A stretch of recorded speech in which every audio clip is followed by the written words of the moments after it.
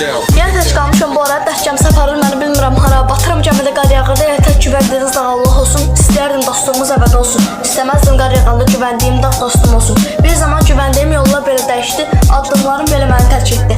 Ağlıma gəlməyən başıma gəldi, gör mənim başıma nələr gəldi. Sözlər düyünlənib qalıb elə ürəyimdə, danışsam belə səsim çatmır özümə. Sanki susmaq öyrədir bu dərdli könlümə. Dost dediyim uzaqlaşdı xəbərsiz, dağ bildiyim yerlər uçdu kürəyimə. İndi bir tək dua qalır dilimdə. Allahım mənə qaytar, dərd gəmisinə batmağı qoyma. Ağlıma belə gəlməyənlərin başıma gəlməsinə qoyma. Bir işıq göndər, qaranlıqda etməyimə qoyma. Gəmi dalğada batdı, mən də həmin o dərd gəmisində batdım. Ağlıma gəlməyənlərin başıma gəlməsinə qoyma. Sınmış qəlbim daha nə qədər dözsün bu ağrıya. Tut əlimdən qoyma düşün bu sonsuz boşluğa. Yad bir insanam, aynada belə özümü tanımıram. Bəlkə bir gün yenə gün doğar gecəmə, bəlkə bu qış da keçər bir gün bahar gələr ürəyimə.